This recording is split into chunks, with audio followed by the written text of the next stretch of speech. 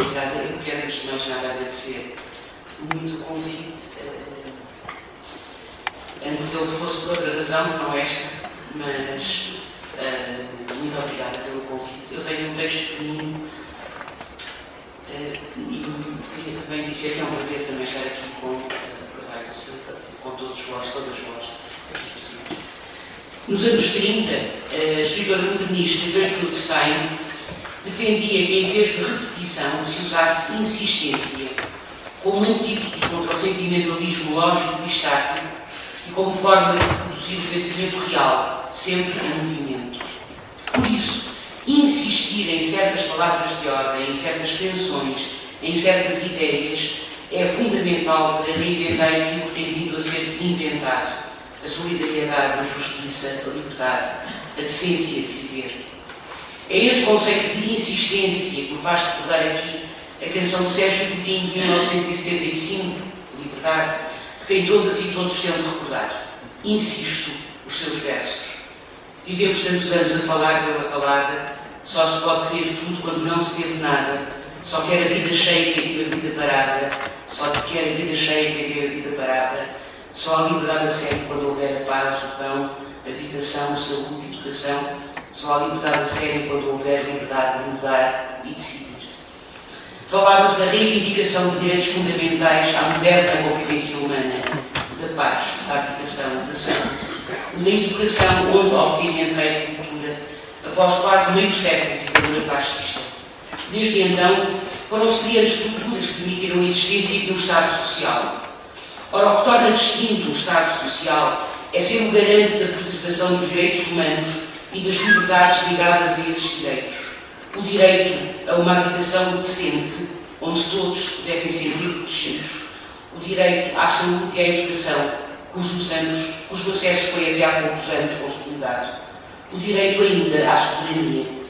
Por isso se estabeleceu na Constituição o direito a esses direitos, assegurados pelo cumprimento das tarefas atribuídas ao Estado.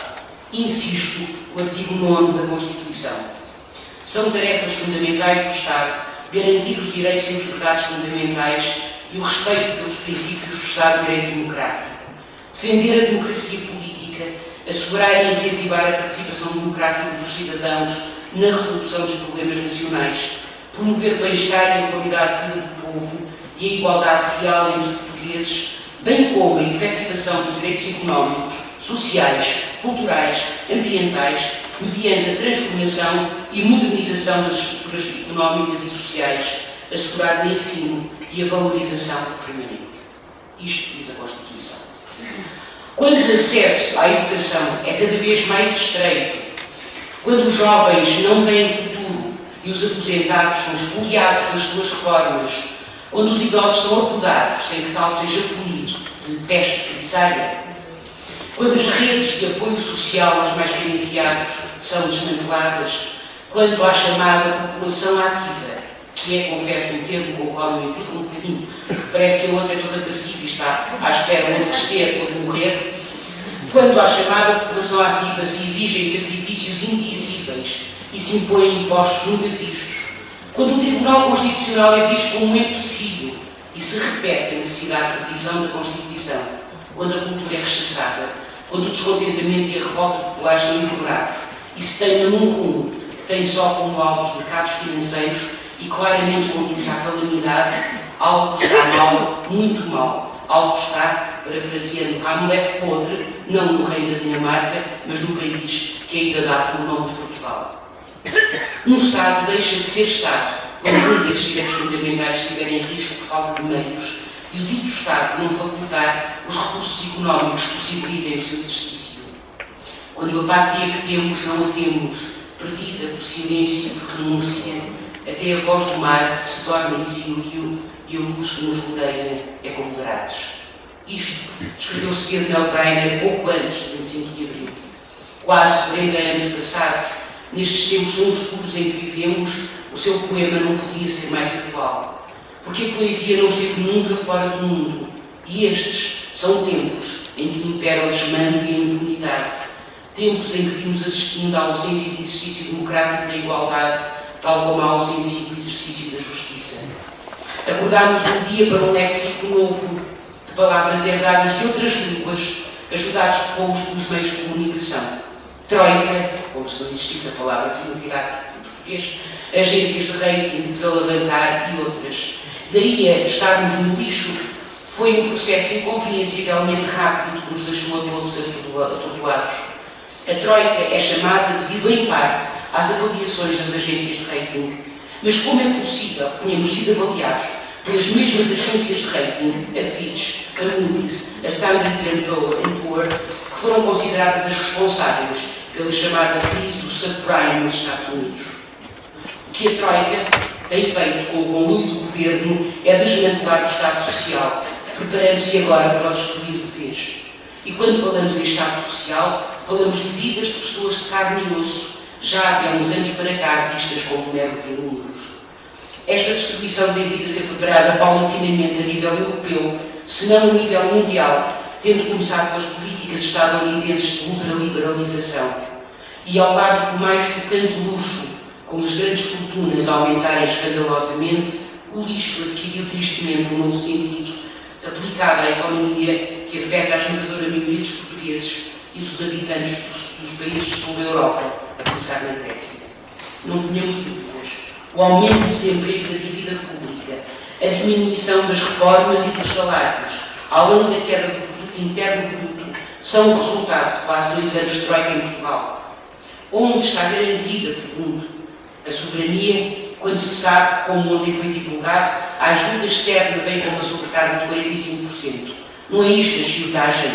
Se o país crescer menos ou entrar numa agonia prolongada, a economia vai ter ainda mais dificuldade para pagar esta dívida que não para de crescer. Para agravar este estado de coisas, ao mesmo tempo em que fecha o pequeno café ao nosso lado, ou a loja a 2 ruas da nossa, ao mesmo tempo que um idoso fica sem casa pela obscenidade que é uma reforma de 200 euros, vemos passar, sem que nada se passe, porque os processos caducam, aqueles que desviam fundos, e vemos transitar impunes de cargo público para cargo privado, ou mesmo novamente para cargo público. Assistimos assim à mentira e à desvergonha, protegendo os que mais têm e fragilizando de uma maneira incodificável aqueles que cada vez têm menos. Contra esta sistematização e esta repetição de exemplos de mentira, que fragilizam e laceram a crença na ideia mesma de justiça e de igualdade perante a lei, alimentando o medo e a ideia de que nada vale já a pena, nem mesmo de votar, devemos insistir na democracia conquistada e na exigência de, pelo menos, a renegociação da dívida. Pelo menos isso. Colocando parte dessa dívida onde ela deve ser colocada e exigindo um programa para a sua reestruturação. Ou então, que o governo se demita.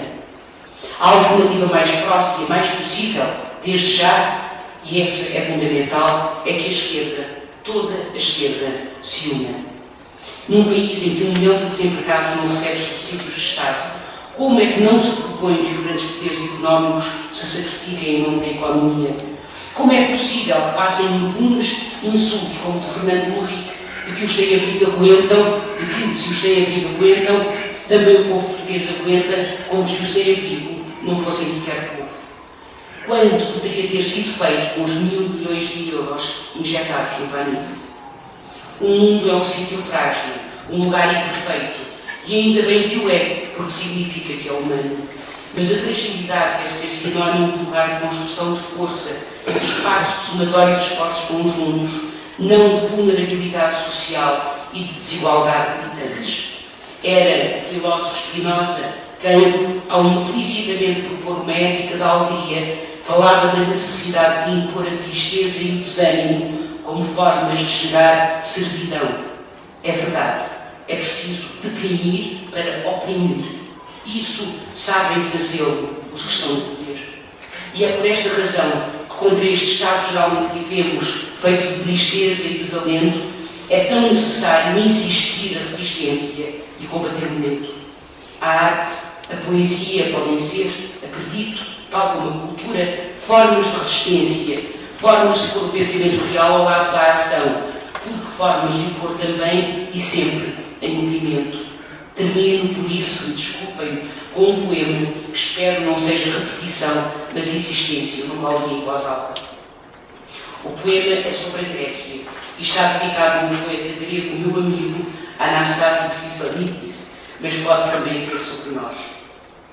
Não sabiam os que viviam felizes nas margens do Nilo da chegada daqueles que os haviam de reduzir a quase escombros, nem dos que mais tarde lhes haviam de roubar terras e ideias e saquear a beleza das pedras em perfeito equilíbrio e noite e luz perfeita, à procura das joias e do ouro e de um conhecimento que não lhes pertencia. Não sabiam porque viviam no centro do seu tempo, e o centro do tempo não sabe nunca o que irá ser percurso. Como um rio que conhece, não corre a sua voz, só as margens porque passam e o iluminam ou ensombram. E ainda que nas margens do Nilo não habitassem solos que muito possuíam, mas também aqueles que pouco tinham de sustento e teto, unia-os a todos essa crença de uma paz futura, de atravessar outras margens e encontrar paz. Não sabiam o que vinha, nem ao que vinha a sua história, como não sabem nada os humanos que habitam este antigo sol azul. Mas haviam de ter pressentido esse final, e a alegria dos ciclos e dos aluviões deve ter sido acompanhada de angústia pela chegada dos exércitos, que lhes prometiam mais bem-estar e mais paz, dizendo-lhes que para haver paz e bem-estar eram precisas alianças e o abandono de crenças e uma história nova a dizer-se mais útil. Muito mais tarde, deles ficaria uma memória a servir de livros e mitos, e o rumor do deserto, e as perfeitas construções de pedra resistente, e a sua escrita, bela e útil, que demorou anos a decifrar. E muito disto não ficou na sua terra, às margens do Nilo, mas foi roubado e viajou em navios por mares diferentes, até museus e praças de outras cores, onde vão ganhar outros cheiros e outros sentidos. Sempre assim parece ter acontecido, com o tempo e com a história. Sempre assim parece acontecer. A não ser que uma esfinge se revolte e ganhe fogo, como a esfinge de um outro povo, não às margens do Nilo, mas de um mar povoado de mitos e pequenas ilhas. Também não sabe, essa esfinge resguardada em Delfos, de como irá ser o futuro das coisas e do tempo, mas sabe da chegada dos que em nome de um equilíbrio novo dizem poder salvar os tempos. Talvez lhe sejam de auxílio o corpo de leão e, levantadas, as asas, e o enigma, que pouco importa aos donos do equilíbrio, mas que dizem ser a fonte da poesia, e é a fonte de onde a carne desperta nas margens do humano. Eu acredito que ontem em Portugal nós assistimos ao começo deste despertar.